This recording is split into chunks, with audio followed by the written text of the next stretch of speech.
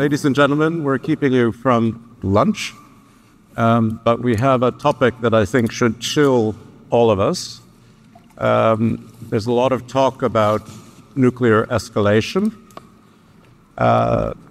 It's not just what's going on inside Russia. The Chinese are also building up their own nuclear stockpile.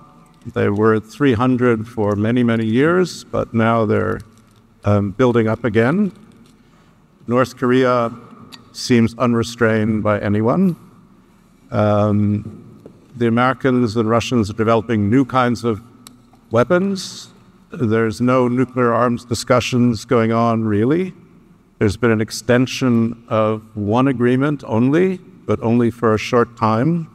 So we find ourselves, I think, in a world of some peril. And we have, I think, an extremely good panel to talk about this, led by Mr. Ban Ki-moon, as you all know, former Secretary General to the United Nations, but also a South Korean who lives in the shadow of the North. So that's intriguing. Angelina Eichhorst, who is a very senior European diplomat. She is, what's exactly her title, Managing Director for the European External Action Service, someone who's also dealt with European enlargement, dealt with Ukraine, so is a perfect person for this panel. And my friend Jeff Sachs, who we've all met, who is incredibly well prepared through his experiences as a thinker and economist to talk about this issue to us as well. But what I'd like to do is start with Mr. Ban. Yes. And if you could tell us, is the world in peril? Are we exaggerating the problem? What worries you? Do you think about nuclear issues? Or, like most of us, do you just repress the thought and hope that it never comes to the surface? Thank you for your warm introduction. It's not exaggeration. I think what we have been thinking, that we may be living in a rather fragile society, but it is much, much more than fragile. Now, it's a nightmarish scenario.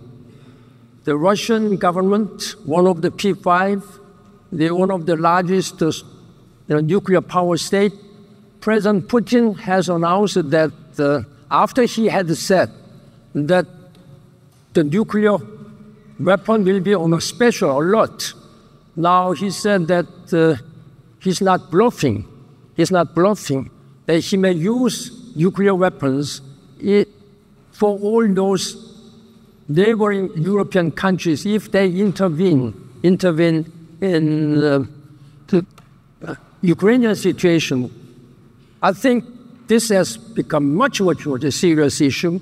On top of that, North Korean leader Kim Jong-un on September 8th, just 3 weeks ago, has publicly announced that North Korea will launch nuclear weapons for preemptive strike if and when they feel, this is quite arbitrary, if they feel that there is an imminent signs of attack against himself and any command and control systems. This is again much, much serious, much worrisome statement, even than what the President Putin said. They are irresponsible person. They do not abide by any international norms and rules. They do not accept this NPT. On top of these very serious issues, now international community is not fully in control of all these regimes, institutions. Like, for example, United States government has recently withdrew from this intermediate range nuclear forces treaty 2 years ago in 2019. This treaty is very important, but they have withdrawn. This is again irresponsible. Then on top of this, beside this, there are issues of like Russians have been attacking Zaporizhzhia nuclear power stations. This is again very irresponsible. This must be condemned to deal with all these nuclear power stations with the weapons. Now, there are again another issues like chemical weapons. Ambassador Kim has been in charge of all these disarmament issues when he was working at the United Nations. Then OPCW, Organization for Prohibition of this chemical weapons, is not fully functioning. When the Syrian government used chemical weapons in 2012 against the civilian population, I, as a Secretary General, initiated a special investigative mission. But it was just limited. Because of the lack of support from the Security Council, we were able to only find out whether chemical weapons was used or not. We are not authorized, we are not mandated to find out who used this one. Right. That was, again, I had some serious quarrel at that time with the President Obama at the last minute when he was asking us to withdraw chemical weapons investigation team, even before the investigation was through, because he seemed to have been considering to bomb Syria at that time. Somehow, his effort was dropped by the Parliament, Congress. Well, it was blocked by himself and Dennis McDonough when they walked in the Rose Garden after David Cameron failed to get his own parliament to support. In fact, let me ask you a question, if you don't mind, Mr. Bond. You live in South Korea. You have a North Korean regime which President Trump tried to have a conversation with about nuclear disarmament, clearly failed. Do you feel you don't have nuclear guarantees from the United States? It's not like NATO. Do you feel safe enough? Would you want more from your allies, more guarantees, more? I mean, the question we always used to ask in the old days is, would we trade New York for Paris? Now we ask, would we trade Seattle for Seoul? And I think the question is much less clear. So I'm curious what you think. When it comes to North Korea, it's a matter of confidence and trust. We really tried to negotiate. Even myself was a negotiator, one of the 5 negotiators when Korea and North Korea agreed to denuclearize the Korean Peninsula. There was an agreement, declaration was adopted in December 1991. I was negotiating. And later, I was working as a vice chairman of the denuclearization of the Korean Peninsula. It's a matter of question of trust, how much we can trust. Many successive Korean presidents and U.S. President Trump, they seem to be almost declaring that they have done full just to make sure that North Korea would denuclearize. In fact, Kim Jong-un told us, according to the delegations who met Kim Jong-un, that he confirmed that this is the will of his grandfather, Kim Il-sung. So there is no way we cannot keep this denuclearization promise. But it has become proven to be complete lie.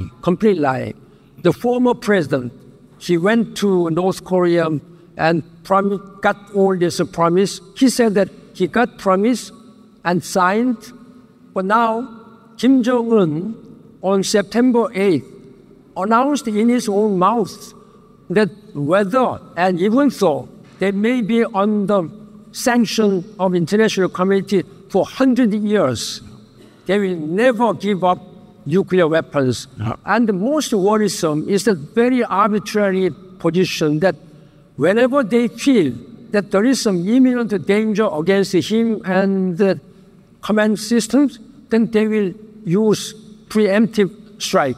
This is a much, much worse situation. No country in the world has ever said so. So no one is very happy, that's for sure, and no one feels very safe. I have Japanese friends who are very anxious too. But let's turn to Europe, Ambassador Eichmann. The JCPOA, which your organization has been trying to revive, seems basically dead in the water. I try to cover these talks. They're not going anywhere. They don't seem to be going anywhere. There's a war, whatever its roots, in Europe, not inside the EU, but in Europe. There's rumors, worries, promises of threats, not a bluff, whatever that means, nobody's sure. How is Europe responding? Do people actually take this seriously? I mean, is there something you can actually, that Europe qua Europe can actually do about it? Or is it, once again, huddling under the American arm and saying, oh, well, there's that umbrella, it's okay? What do you think? These are many points in one, Stephen. Good afternoon, everybody. It's my first time on the panel, so I'm really happy to be here. And I love the energy in the room, and I want to keep up the energy because I think with all the concerns we have, and there are plenty and many, and the Secretary General is absolutely right to draw us to North Korea, rightly so. I appreciate it very, very deeply. And I realize when we work on the continent, on the daily business of trying to keep the aggressor away, as we should say, we should also keep the energy, particularly for all the young people here in the room who, this previous panel had a fantastic optimism of what can be done. But that aside, on all the points you mentioned, Stephen, perhaps very quickly, one by one, JCPOA, I hope all of you in this audience agree that it would be extremely important to have the Joint Action Plan up and running again. I hope you all agree. I mean, I'm sitting very often in audiences where even on this one there's no agreement. But it is hugely important, and the European Union will continue to facilitate the talks. Josep Borrell, the High Representative, as you know, is the main facilitator. His team with Enrique Mora, it's a fantastic team, trying to continue to inject not just the energy, but actual proposals. It's not yet dead. The talks, there is still work ongoing, right? I mean, the time span is very, very narrow. I look immediately at the United States midterms, etc. We know this, but the work is ongoing. And this is basically my answer to everything we face today. The work of the level of input of the people who face these challenges every day, and it's not just the institutions, believe me, it is also the people on the ground, is incredible, because this keeps us on our toes 24/7. Now, how do you explain to the public the 450 million people on the continent in the EU, but it's more so even globally? And I hear you all saying, but look, this is a war in Europe, this is not a war globally. It's not true, frankly, because you can see how the aggression from the Russian side is affecting us all globally. We can discuss why. I'm open to all the discussions, but the point is that we will not stop being very assertive in putting the energy in trying to stop as much as we can. Stopping the aggression, whether it's nuclear, and I agree with you fully on North Korea, but we have 9 declared nuclear states, And they all are mobilizing, diversifying, increasing. So that is still out there. And that sort of undermines the whole essential part of deterrence we need. And that used to work. For 80 years, there was a taboo on actual use aggressively in an attack nuclear weapons since the 21st of September. And you did mention North Korea, but I think the shock that was felt in New York by the message from President Putin was very profound. You know, it's like, hey, wait a minute, what's happening here? And I hope you all felt that too, because that is serious. That doesn't mean we do not have ways to go about it, and I'm happy to come back to it, Stephen, but I just want to say that the only way of facing these issues is by working through dialogue, fully agree, hand in hand on using all the tools we have. We may need more sophisticated tools because we are dealing with more sophisticated aggressors, for sure, but we will not stop. So I'll just follow up quickly and just ask you, if to me it's not very logical, I can't see the point of Russia exploding even a demonstrative tactical device, but should they do it? How would the European Union respond? Well, to be frank, it's enough that President Putin said, you know, I'm not bluffing here. This is in itself, it is very serious, whether it's going to happen or not. But you have to continue to deter, for sure. And what is important, and I think what it did, it has isolated President Putin further. Because here we have seen, in New York, elsewhere globally, China and India and others, they already spoke up more clearly. They also see, you know, if this is not being contained, we are all in deep, deep trouble.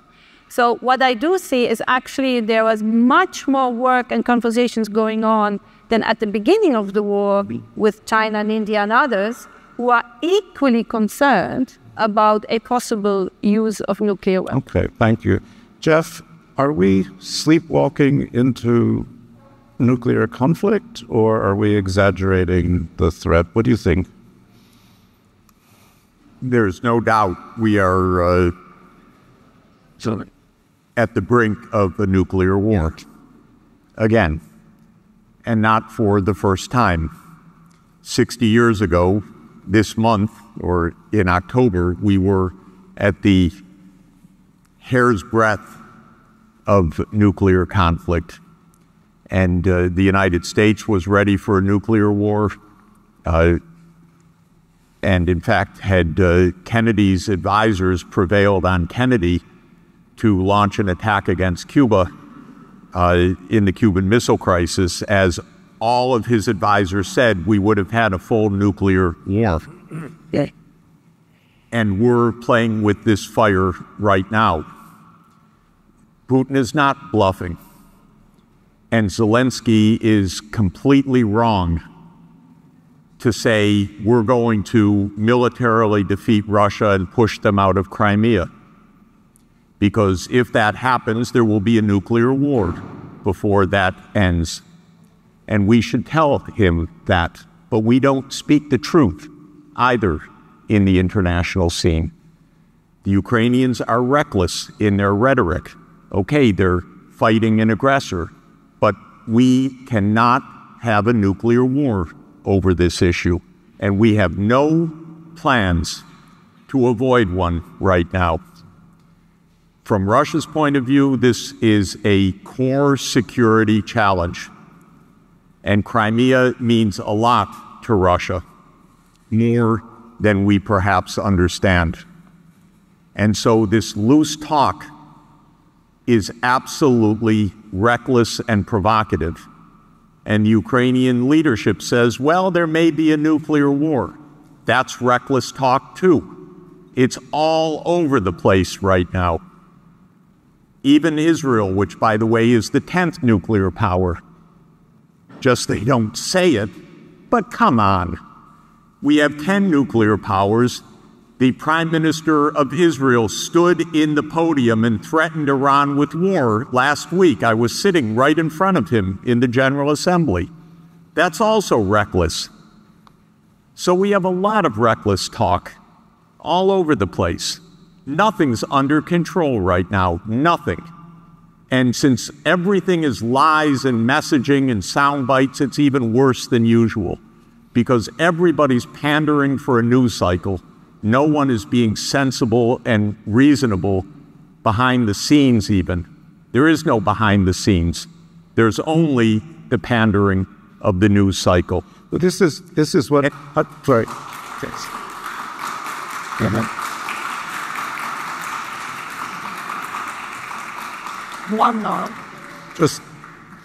Just to follow up, if I can, because as I remember the Cuban Missile Crisis, which we still debate, basically there was a kind of secret deal, private deal, between the Americans and Khrushchev, so that the Russians, the Soviets pulled their missiles out, and we pulled our missiles out of Turkey. Yes. And we pretended that had nothing to do with anything. Right.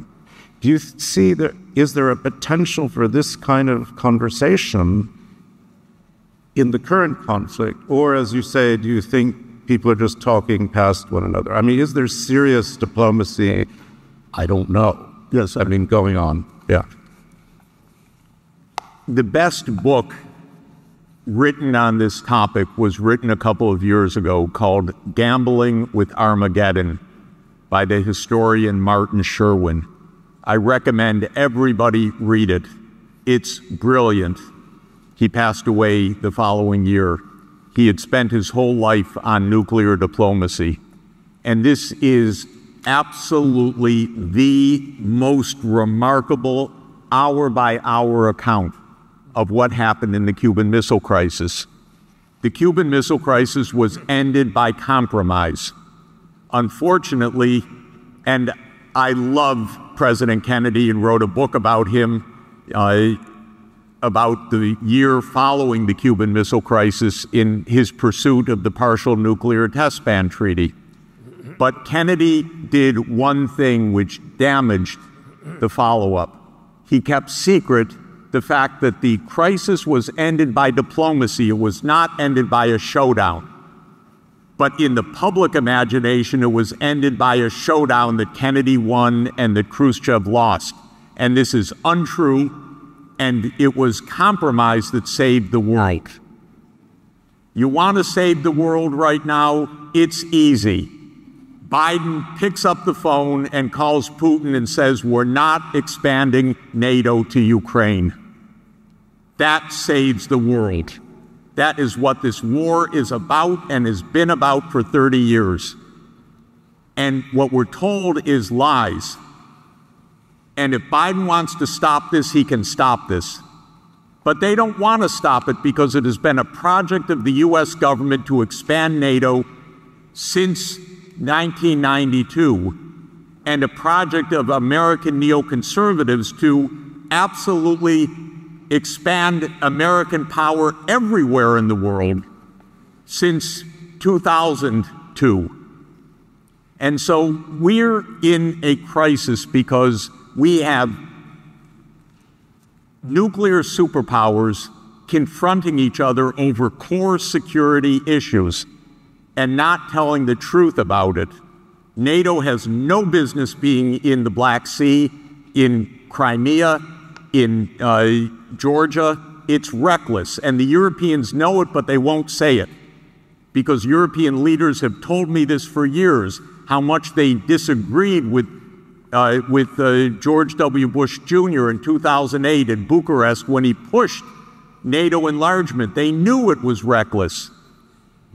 But Europe doesn't speak up against the United States. But it did that. That's the biggest problem. We need Europe to be Europe and to defend its own interest. And Europe's interest is to tell the United States, stop pushing so dangerously.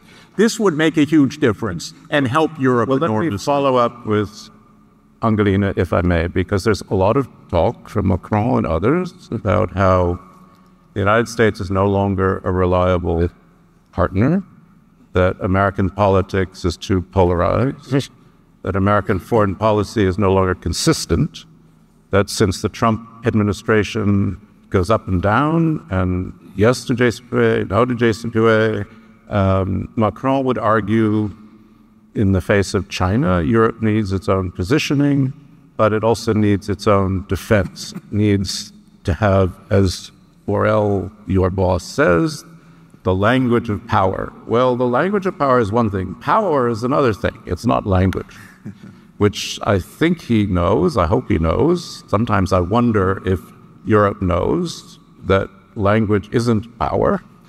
But is this becoming more enhanced with the Ukraine war? I mean, or is it, once again, thank God the Americans are there, they're doing the leading, they're telling us what the sanctions should be, we're just going to let them run it. That's a little unfair, but you understand the question. Yeah, no, I get it fully. I think the point here is for the European Union, 27 member states, right? Very different. We know the whole story. And I want to say a few words on enlargement, but for the EU, because it's important to keep in mind what's happening there. But we, in fact, since the 21st of February, everything we were supposed to be doing 10 years before has accelerated rapidly with amazing speed, whether it was on defense. We have this strategic compass. I'm not going to bother you with all these technical words, but in fact, what we are saying that today on defense cooperation, it has never been that strong intra-state, interstate. And yes, we have a very, very good relationship with the United States today, with the Biden administration. We work much closer and more frank with each other, and we say a lot of things to each other, than before, because it was actually the Trump administration also showed us that we have to stand on our own. We had to build that own resilience, as we call it. It's not just a bureaucratic term, but it's a lot of work. On energy, we should have had this independence on energy, of course. There were many who were saying, why don't you have an energy union where you really put all your resources together? And that's now is happening constantly on each and every area of cooperation. So the very essence of the EU, which is cooperation. Look, the EU is a peace project. It's not a state, we are an entity, right? But it's about peace, and it is defending the values we stand for. No occupation, no threats, certainly no nuclear threats from the EU. And those who want to join us, it's not because we push them to, but they are asking. We have 10 countries lined up to be member of the European Union. Why is that? We are not telling them, we're not forcing them, please Turkey join us, please Serbia, Albania, now it's Ukraine, Moldova, even Kosovo, Bosnia-Herzegovina, Georgia, we know them all. We are not telling them you have to join us, and if you don't, you have to pay the price. They are asking, they want to be member of the EU. Right. And that is very important to keep in mind why that is. We are not forcing them, right? And we're very cautious in what the EU can do, what NATO can do, what the United States can or should do. We know this division of roles very, very well. So great. I just want to keep it there. Thank you. Mr. Bone, you wanted to come in? Well, for the sake of debate, I think Please. Anybody can say anything. But for the purpose of unity, and in principle, while I have deep respect for Professor Jeffrey Sachs, there are some points which I cannot agree with you. Then what will happen if the people, the status of Donbass, where partially Russians have taken, and they are taking so-called voting, whether they will be merged into a Russian federation or they will remain it. But all these can be easily fabricated and easily mobilized by Russian Federation. When it comes to Crimea case, It happened during my time as the Secretary General. It's not that there was not any reactions about this, but the problem was that then President Yanukovych was a very pro-Putin, pro-Russian president. Just before he fled, I had really serious quarrel with him in Moscow, at the time of just a few days before he fled. Then, to be frank, when Russia annexed this Crimea, the United Nations and all other, even Americans, didn't react much negatively. It happened that way, in the name of voting by the people. Then under the leadership, under all this support of President Yanukovych, and you know what happened in Ukraine at that time. There was a big demonstrations against Ukraine, against the Ukrainian prison, against this one. In Moscow, I had nobody. I was just a quiet and a gentle person, and I really, really wanted to maintain good relationship with any head of state. But for any such dictators and those people like Yanukovych, I really brushed my face and diehard quarrel with him. Yeah. You must not do this way. You must listen to the voices of the people. Then what happened? Just 3 days or 4 days later, he fled. Yes. I think he must be somewhere under protection of Putin. So we should understand this one. Then if we apply the logic of Professor Sachs, then what will happen to Donbass and other southern places where they are now taking a vote? Then will they be just automatically transferred to, incorporated into Russian Federation? That's something which we have to do.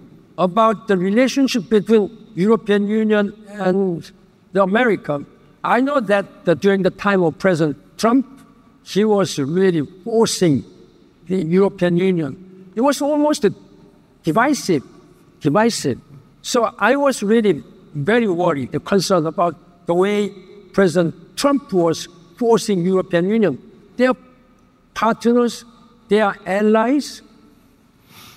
That was not the proper policy vis-a-vis very important allies. Now, then, I'll just stop there. Then, what would be done at this time? Still, if I may say so, I may be sometimes known as pro-American. No, it's not. I am just talking about the principles. Still, we need U.S. leadership. Whether the Cuban Missile Crisis was done with the negotiation or negotiated settlement, it saved billions of people's lives.